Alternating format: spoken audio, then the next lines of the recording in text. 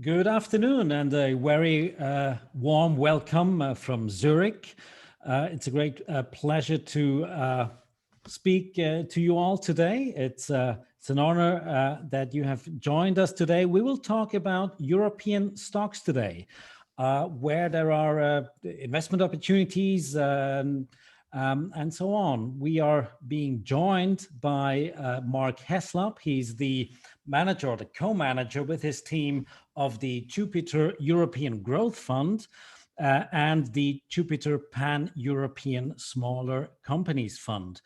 Over the next 45 minutes, Mark and I will talk about his investment approach, and we'll talk about where he sees investment opportunities, and we'll also talk about some of the specific stocks that he particularly likes today. Mark, first of all, welcome. It's great to have you on the show. Thank you very much. I'm looking forward to it. And maybe just a couple of words before we start. You in the audience, you can also ask your questions anytime. Please ask your questions in written form, and you can do that with the Q&A function. You find the Q&A function in that black bar at the bottom of your Zoom screen. Whenever you have a question, just type it in and I will try to weave it into our conversation. The conversation is in English, but if you feel more comfortable to ask your question in German, just type it in German and I will translate it then. And the second thing, we will be recording this conversation and we will publish it on themarket.ch later on this evening or early tomorrow morning. So you can also have a look at it again afterwards at your leisure. And with that, let's jump right in. Mark, I know you and your team, you are bottom-up investors, you are stock pickers, you try to identify good quality stocks and hold them for the long term.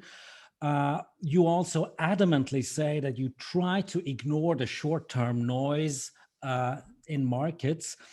But given that, when you look at the current market environment as it presents itself today, how do you assess this current environment? Is it particularly noisy today, or do you find good opportunities out there? Yeah, I mean, I think noisy is a really good word, and I think volatile as well. So if we look back over the last 12 months, the volatility in the market, I think, has been absolutely extreme between different style factors and the uncertainty. I mean, frankly, I think if we look back over the last 10 to 15 years, there's been a continuous high level of uncertainty about the outlook for markets and for economies. And that uncertainty is higher today than it has been even over the last decade.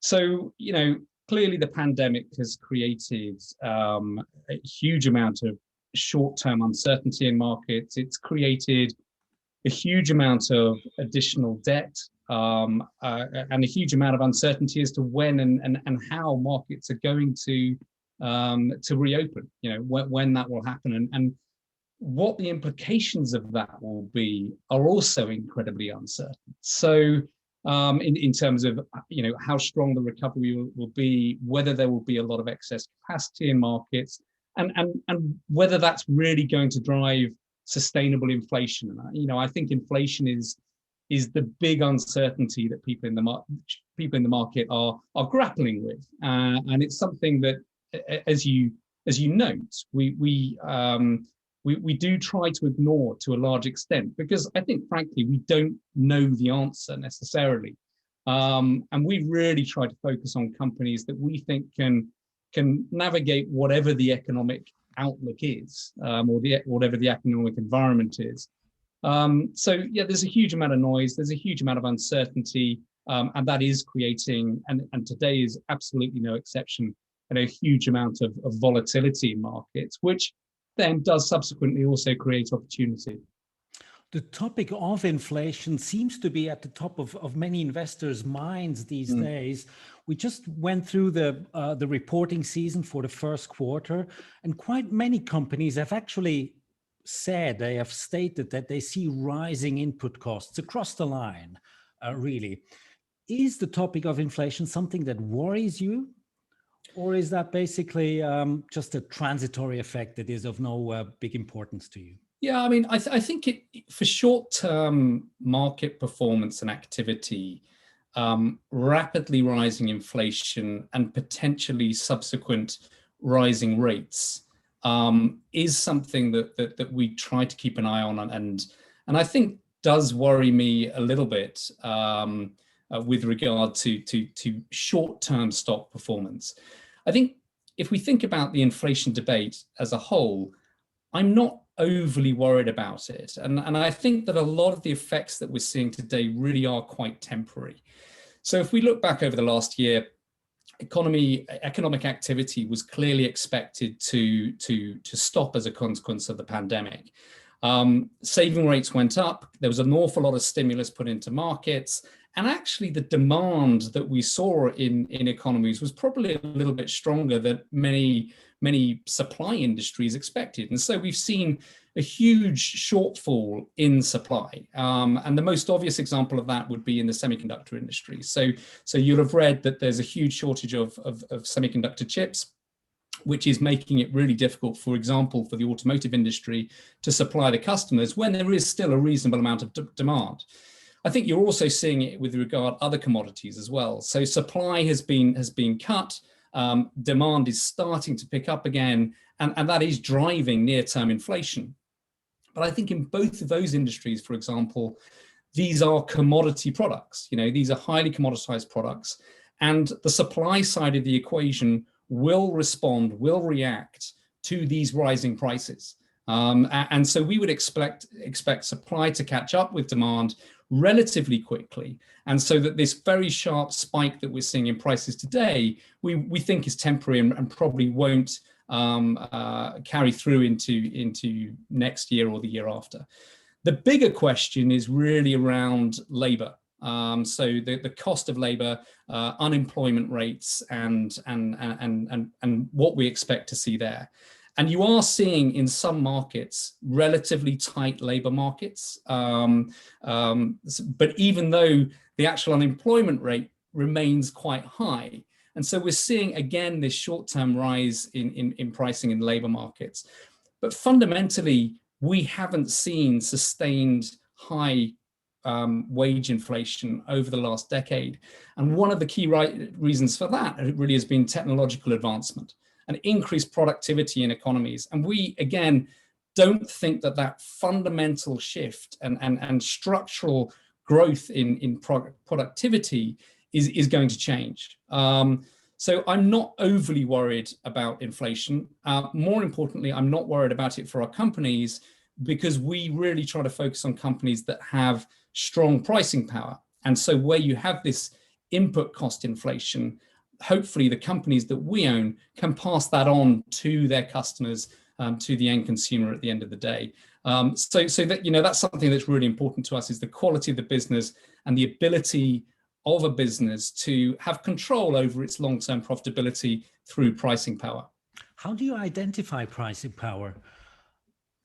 So pricing power can come from multiple sources. I mean, ultimately, what you're looking for is a company that is able to deliver a solution, a product or service that is differentiated and valued by the customer. So that might be a function of you having a brand. So brand strength can be a key driver of pricing power.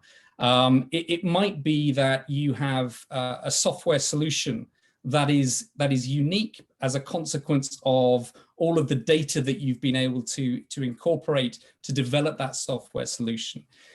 It can be a function of the network that your company has been able to create.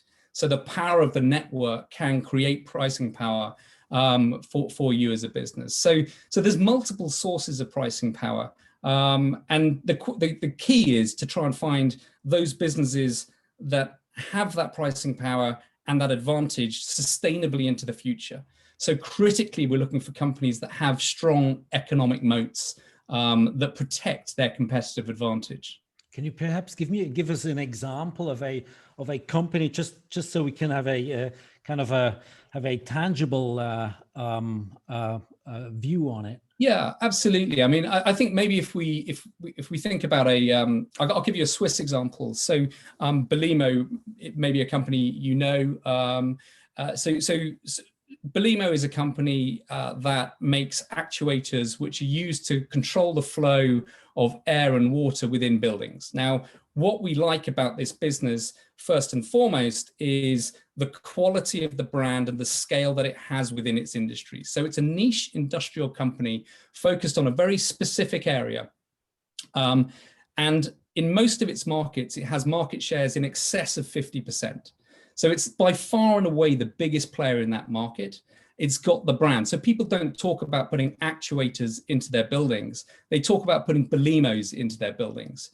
Now that scale and that brand advantage has enabled them to continually reinvest in the innovation into their products. So they maintain their market leadership because of their scale, because of their brand strength, and it makes them more relevant to their customers at the end of the day. So that is a very tangible example of a company that has been able to consistently price above its competitors because of the quality of the brand and because of the quality of the product. And we think that because of its scale, it can maintain that competitive advantage over time. In addition, what we really like is the long-term growth that a company like Belimo has as we look to have more energy efficient buildings in our society. So, they're a key driver of energy efficiency. They're a key beneficiary of urbanization, for example, in emerging markets as well. So we see really strong growth potential in this business, as well as a real strength in the underlying business model and market position that they have.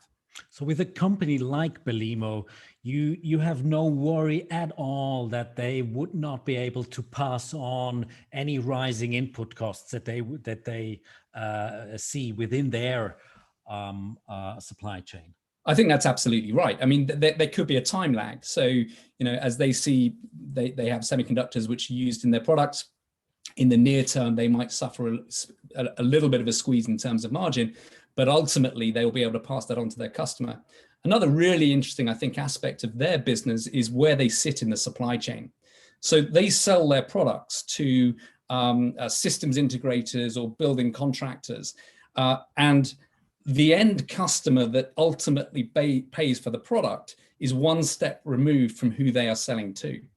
So again, there's this opacity in the market in terms of pricing, which also protects them and enables them to pass on those prices to the end customer ultimately.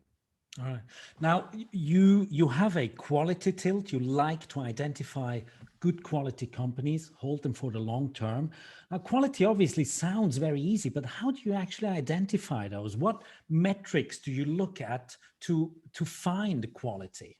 Yeah, I think when we talk about quality, we also really think about it in a very qualitative way as well. So it's not just the numbers which tell you that a business is quality, but ultimately we want the business model to enable a company to generate a high return on capital. So return on capital is a really key metric that we look at. But a commodity company can generate a high return on capital in the short term, but that will attract new competition into the marketplace, and that competition will drive down those returns. So we want the company to have a high return on capital, but importantly, and it goes back to this competitive advantage that a company has, we need that competitive advantage to be sustainable into the long term. So we're looking for these economic moats, the barriers to entry, which make it difficult for other players to really compete. And again, it comes back to trying to find companies with really differentiated product offerings and that pricing power. Now, quality, I mean, we are in a bull market. I mean, if we disregard the short crash last March, but we're in a bull market that's been going on for quite a while already. And good quality is expensive out there. It's very hard to find good quality companies that still have a cheap valuation. How do you use valuation when you invest in these companies? Is that a factor that you that you regard in any way?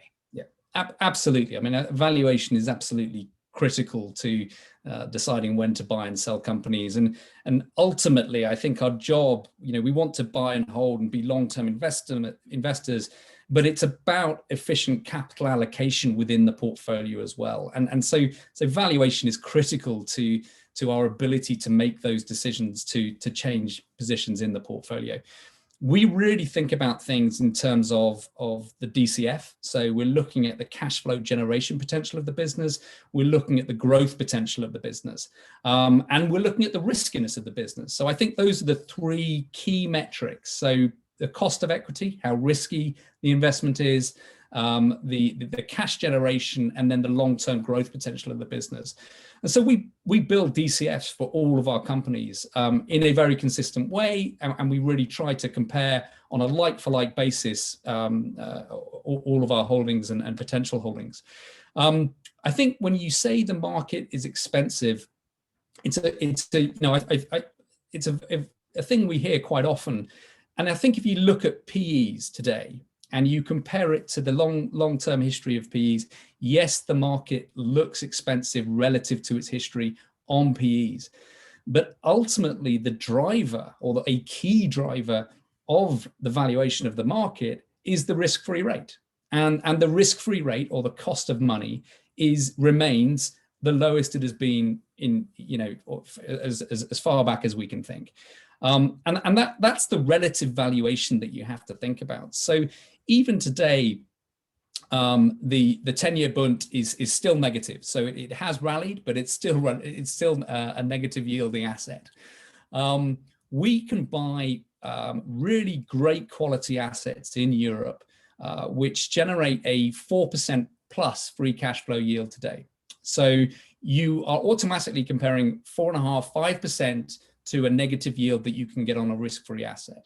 And are you not worried that this risk-free yield is actually slowly rising, which kind of puts pressure on these somewhat rich valuations out there? Well, I think my first point would be I don't think that the market necessarily fully reflected the really low risk-free rate that we had and have had for many years now. So that, I think that would be the first point. The other point that I just wanted to finish up on was, in addition to that 4.5%, our companies are generating, in some cases, double-digit growth for the next 5 to 10 years. And so that means you're getting pretty much a 15% annualized return on your investment for some of these great quality companies relative to a really low risk-free rate. So coming to your second point, absolutely, a rising risk-free rate will put pressure on PEs of long-term growth assets. And so if you do see a sharp rise in the long bond yield, that will put pressure on the valuations and the short-term share prices of some of these businesses. I think for that, you need to believe in really highly sustained levels of inflation, because I think that's what you're going to need to get policymakers to move rates higher and ultimately yields to go higher. Unfortunately, if you do that from a government perspective, from a central bank perspective, that is going to put a huge, become a huge brake on economic growth. I think governments, I think central banks are in a really difficult situation at the moment, because rising rates is going to become ultimately unaffordable for governments, given the level of debt that we've created over the last particularly 12 months. So I don't see that as a major risk. I don't see really high inflation as a major risk, because as soon as you start increasing those rates, you're going to have a fairly rapid slowdown in terms of economic activity, and ultimately a slowdown in terms of inflation as well. And the one thing that I think that a lot of people aren't really talking about is what governments are going to do to repay these debts. And ultimately, the risk is you're going to see more and more increases in terms of corporate tax rates, in terms of income tax rates, to be able to repay these debts. And that's something that isn't being talked about very much. So what that means is, particularly economically sensitive businesses, I think have got still a very challenging outlook ahead of them. And that's another reason why we continue to focus on truly structural growth opportunities in markets. So it's not just, we want quality businesses first and foremost, but we want those businesses having exposure to long-term structural growth, which should occur even in weak economic environments. Ultimately, I absolutely have an eye on valuation, and we take it very seriously, but I'm not overly concerned with the valuations for the companies that we own today. Now, when it comes to long-term structural growth drivers, obviously, very often one finds these kinds of companies in the technology sector. Over the past 10 years or so, the American technology sector was going through a boom. Now, many investors say, honestly, Europe, when it comes to technology, is a bit of a barren landscape. Continental Europe is still very much geared towards old economy. Would you say that's a correct assessment, or do you find good technology companies in Europe that you like? I mean, absolutely we do. And we also find good suppliers to the technology industry as well within Europe. So I would argue that the majority of technology that we all benefit from today could not exist without the existence of one company in Europe. ASML is a photolithography company that sells into the semiconductor industry. Without their equipment, we would not be having this conversation today over Zoom. The trend towards digitalization, towards computing power, which enables the digitalization trend, it requires the miniaturization of semiconductor chips. And ASML is essentially a monopoly. I mean, particularly with the leading edge technology, which is called EUV technology, they've got a 100% market share in this business, and each one of their machines sells for in excess of $150 million. So this is serious science. This is serious technology, and it is a Dutch company. So Europe clearly has leadership there. We also, I think, when it comes to, for example, production software technology. So Data System, I would argue, is the leading company with regard industrial software for improving product lifecycle management, for improving the way that industrial companies can process their products, can develop new products. Data System absolutely has the leading software that facilitates the improving productivity of its customer industries. So, I think there's many examples within the tech space. They're not necessarily the big fangs, but we've got some great niche businesses in technology. And I guess, talking once more about the semiconductor space, again, in Switzerland, you have a truly fantastic business in VAT Group. This is a company that makes vacuum valves, which are absolutely essential to the manufacturing of semiconductor chips. Again, the smaller and smaller we go, the more important the vacuum is in the manufacturing process. And VAT has a 70% market share in its technology and the valves that it sells to that industry because of the quality of the products that it develops. So I think we've got some really great companies that have good exposure to that technology trend within Europe, that perhaps because they're European are not necessarily being priced at the same premium that you sometimes see in some US companies. Now, those two companies that you just mentioned, ASML in the Netherlands and VAT here in Switzerland, they are geared towards the semiconductor industry. Obviously, semiconductors are in a super cycle. Everyone is talking about semiconductor shortage now. Yet at the same time, we also see huge investments now from the big semiconductor manufacturers. Is that something that you have on your horizon, that we might at some point in the future have a giant semiconductor glut out there with a cycle that is turning viciously downwards? We can't ignore that the semiconductor cycle is cyclical. It will be cyclical. I think there's There's a couple of factors which have probably made it slightly less cyclical than it has been historically. One being the consolidation of the manufacturing industry. That probably helps. It results in a slightly more rational cycle. But ultimately, and we're not necessarily worried about investing in cyclical industries, provided there is still growth in that cycle over time. So we're happy to ride through the cycle as long as it's a growing cycle. The other tailwind that the semiconductor industry has would be driven by geopolitical tensions. We're seeing the onshoring or increasing onshoring within the US of its semiconductor industry.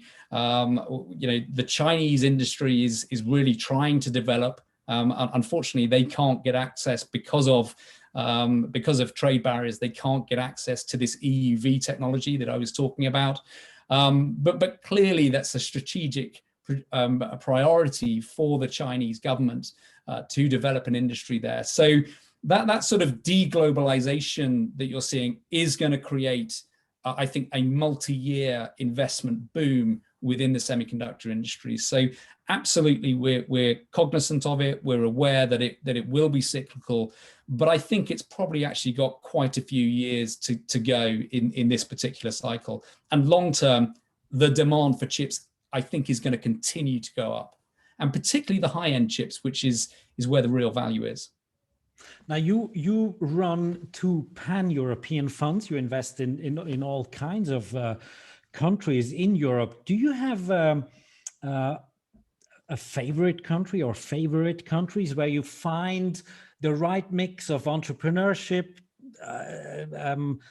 sense of quality, technical expertise, whatever be it, the right environment? Do you have any favorites there? I mean, obviously it's Switzerland. I mean, what else can I say? I mean, genuinely, Switzerland is a very good hunting ground.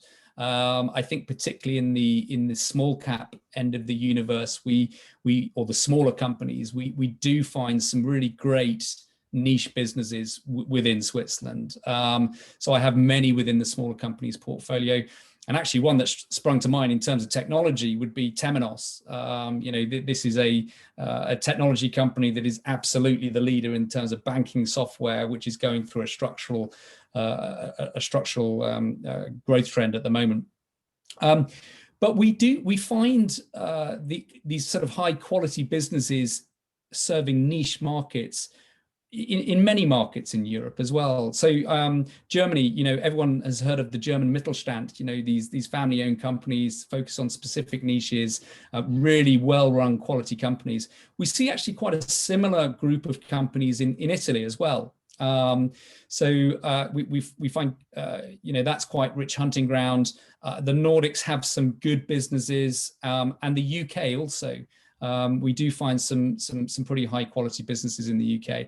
I think where we probably find less would be in the Iberian Peninsula. That would be, we've got 1 or 2 holdings there, but we've found it harder to find really great long-term businesses there. Maybe they're there, we just need to dig harder. But as I say, we only have 1 or 2 holdings in Spain. When that topic of the German Mittelstand, and you mentioned that you have you find quite a good hunting ground in Italy as well. And in the northern part of Italy, we have kind of a similar Mittelstand, if I use the German word for it. Do you find that there is a mispricing of these good quality Italian companies just because they are Italian? Is that something that the market throws up?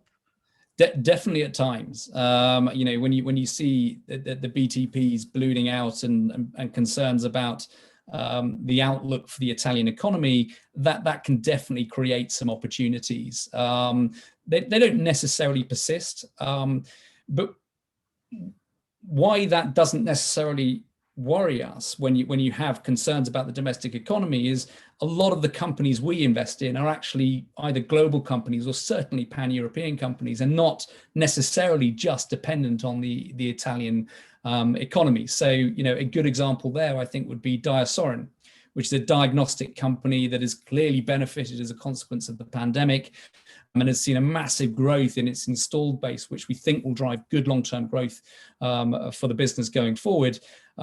We have seen at times that it just pulls back as a consequence of being Italian.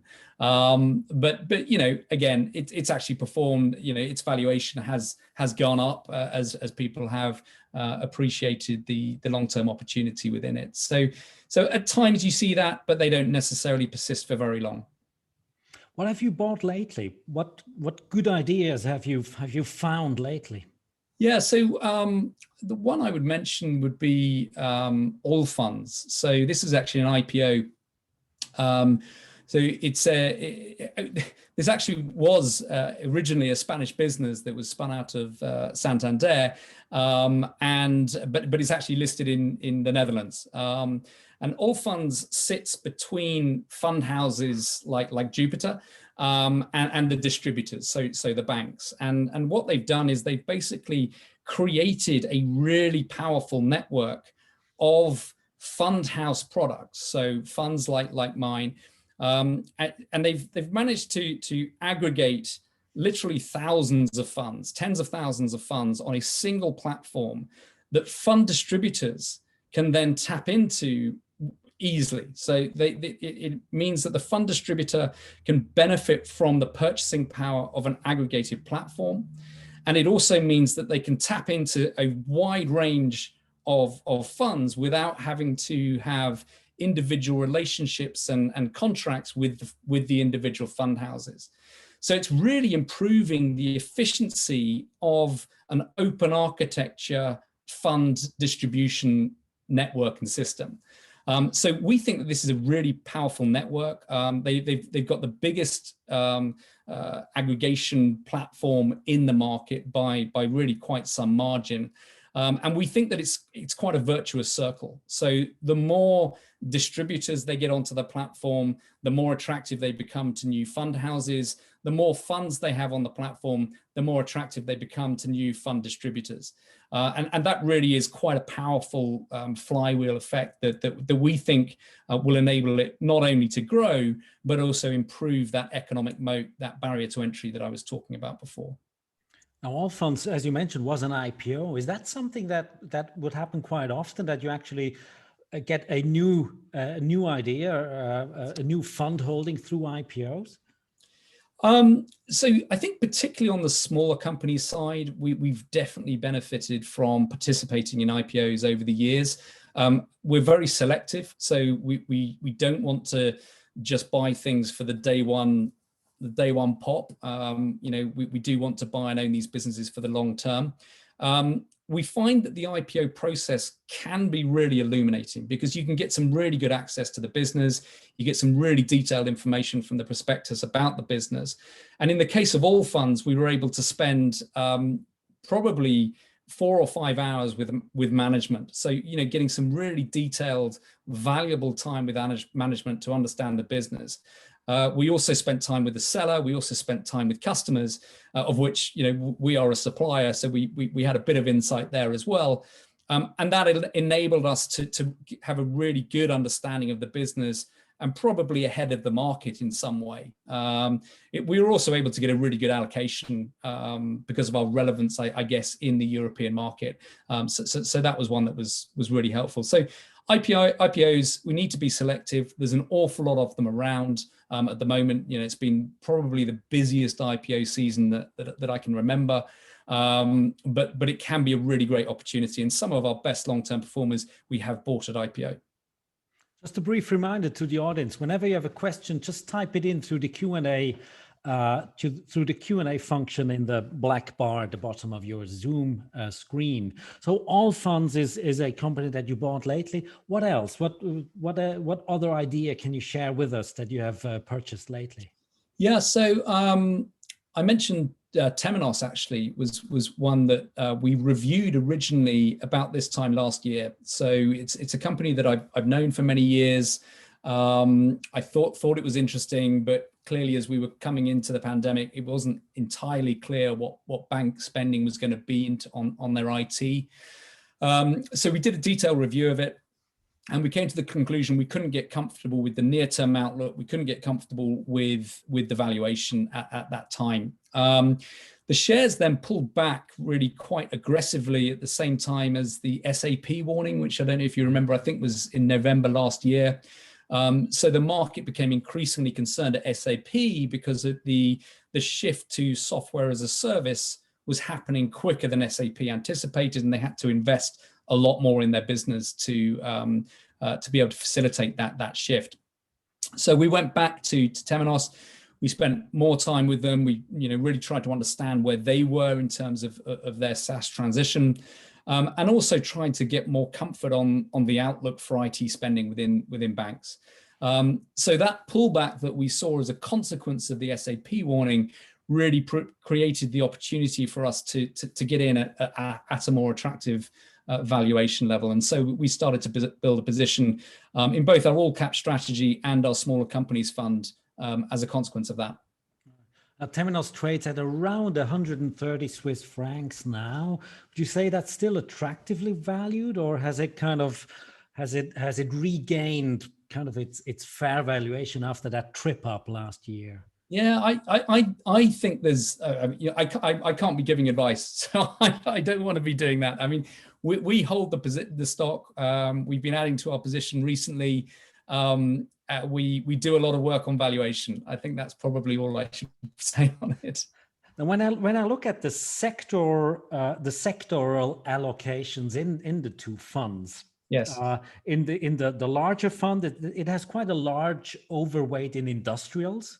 More than 30% is industrials, and in both funds, financials are underweighted. Is that a qualitative view that basically you don't see too much quality in the financial sector out there? Yeah, I mean, you've hit the nail on the head. Absolutely. I mean, it's not taking a view on the outlook, the near-term outlook for banks, which I do have a view on, but it's that's not why we end up at that position. It's because we can't find particularly large legacy banks that we can have confidence will have the pricing power or will be able to sustain high levels of profitability in the future. Ultimately, banks are selling a pretty commoditized product. I mean, when you want to buy a new house, you want a mortgage, all you generally care about is the cost of that mortgage. And so any bank that is offering a more attractive mortgage at any point in time is going to steal market share from other players in the market. So, and I think that the transparency within the financial service sector has rapidly increased over the last 5 to 10 years. And you're also seeing a huge amount of new competition from online banks, from neobanks, which are being facilitated, by the way, by Temenos, that again is increasing that competitive nature of that industry. So the positions that we do have in the financial services sector would include all funds. So that's actually a financial, although I would argue it's actually a technology business. And we're also invested in some of the disruptor banks. So we own Fineco Bank in Italy. We own Avanza in the Nordics.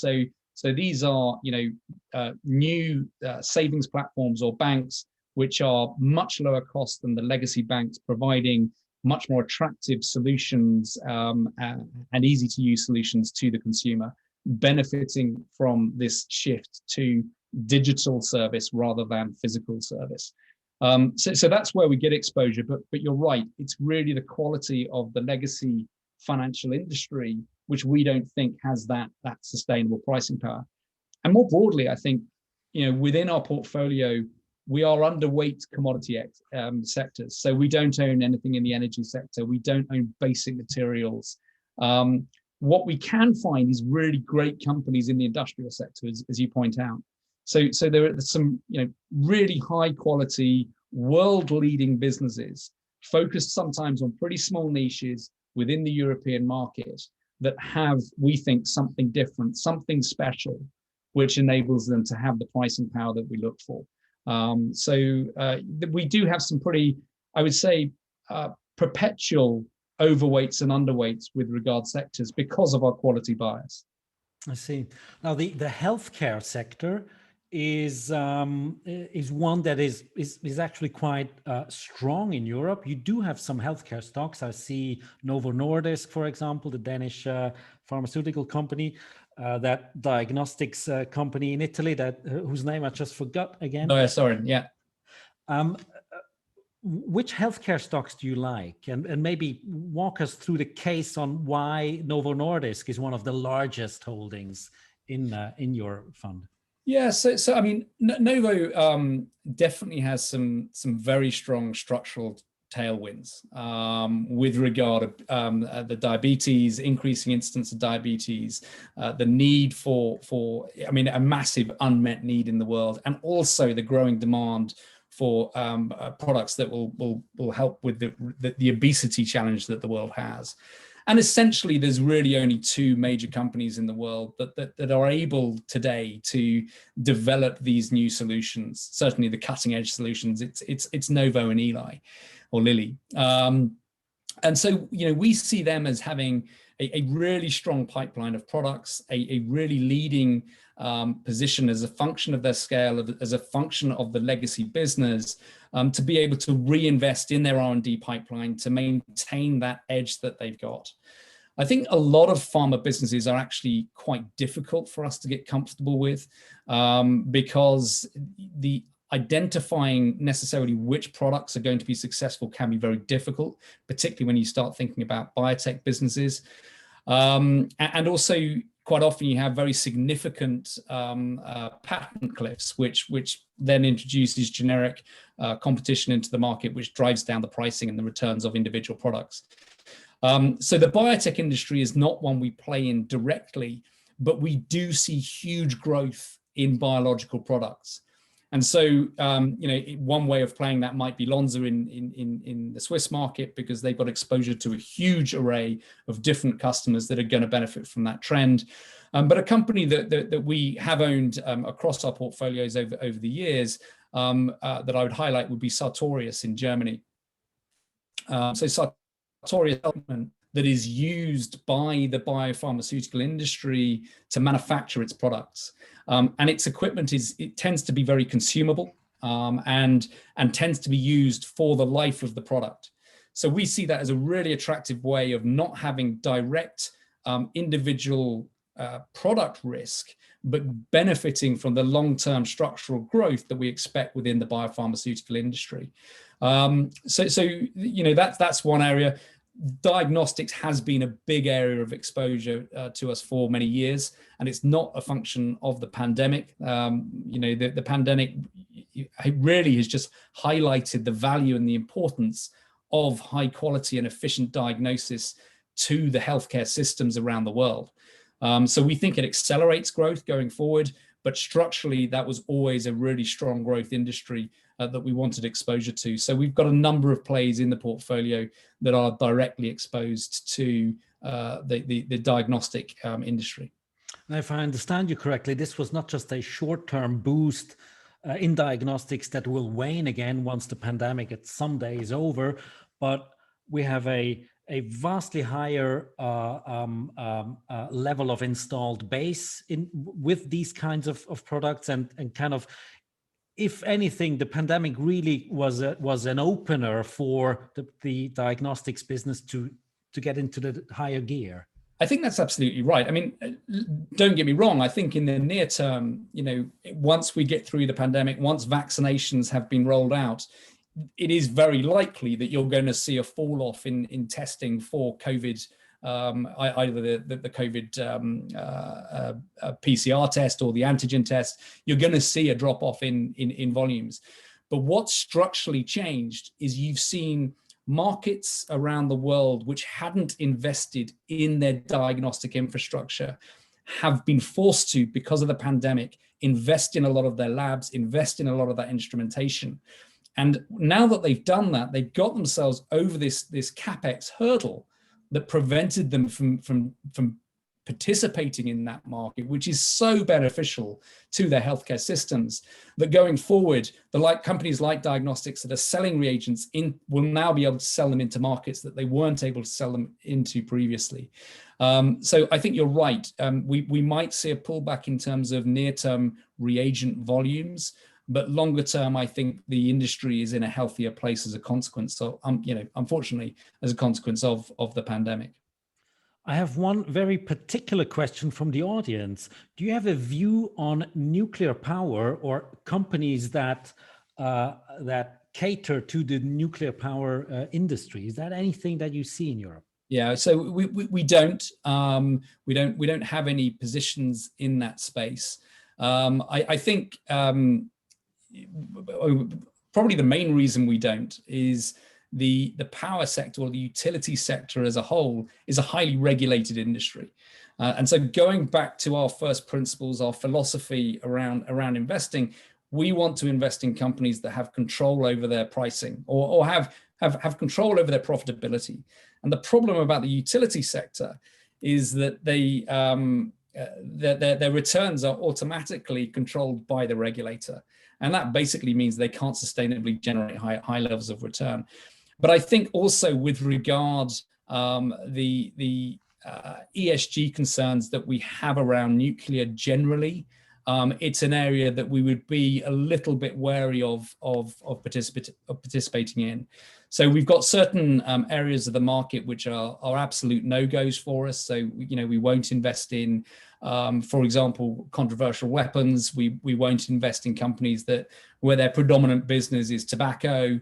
And we won't invest in companies that we fundamentally feel are doing harm around the world. So, I think if we look at the labor, how companies look after their workforce, and more importantly, how they look after their supply chain and ensure the quality of the supply chain, and the fact that there aren't abuses going on in their supply chain, these kind of things are really important to us as well. And so we do have some fairly explicit exclusions of what we don't want to own. Nuclear, I think, is one that's on the edge of that, because clearly we can see the benefit it brings in terms of low cost energy, but we would much rather be investing in companies that are moving towards a greener future than not. So we don't own anything. As I say, principally it's because we don't see that long-term profitability, but it would also have a question mark from an ESG perspective. I'm mindful of the time, but ESG is actually a question that we have from the audience as well. Yeah. How do you treat ESG in general within your funds? How do you go about it to factor that in? Yeah. So I think first and foremost, because of our approach, the thing we don't want to do is buy companies that aren't going to be a going concern in the long term. And so if you're buying companies that are doing bad to the world, they're probably going to be regulated more in the future. Their costs are going to go up as a consequence of that regulation, and that's going to hurt their profitability. So, our general, from where we come from, our philosophy guides us away from these kind of businesses. When it comes to the governance side, if you've got companies that have poor controls in their business, it's more likely they're going to make a misstep going forward, and therefore we can't be confident in the returns. So understanding the ESG factors and risks within business is absolutely fundamental to our research process. And so before we buy a company, we as a team, but also in conjunction with our ESG team, do a pretty detailed level of analysis on those ESG risk factors, both from a sectoral perspective, but also from an individual stock perspective as well. So before buying, we do that research. Once we've purchased the stock, we keep a very strong eye on how companies are developing with regard their ESG targets. And we engage with companies where we feel that they are not acting appropriately or things are going slightly awry. So we think it's important that where we have a voice at the table with companies, which we do certainly with regard to some of the large cap companies that we own, we think it's important that we engage with managements and hopefully help them move on to a better path, which ultimately we think will be good for the long-term sustainability of the business. We have to come to a close, but if you allow one last question, when do you actually sell a company? I've also personally, I find it much easier to buy a company than to sell a stock. When do you sell? It's definitely easier to buy than sell. Psychologically, I think that's definitely true.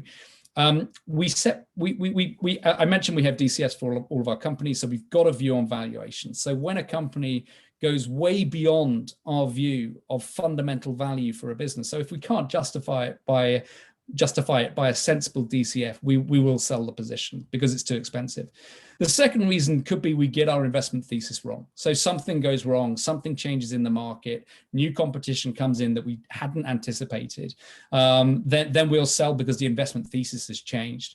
I think the final reason for selling is competition for capital. So we find a new business that's, you know, an Allfunds, for example, great company, great business, we want it in the portfolio. We want concentrated portfolios where every company we have high conviction in and every company is able to contribute to the performance of the fund. That competition for capital means that we probably have to sell something to make way for the new great idea that we found. Can you give us an example of something that you sold lately because it was just it had lost its way or got way too expensive?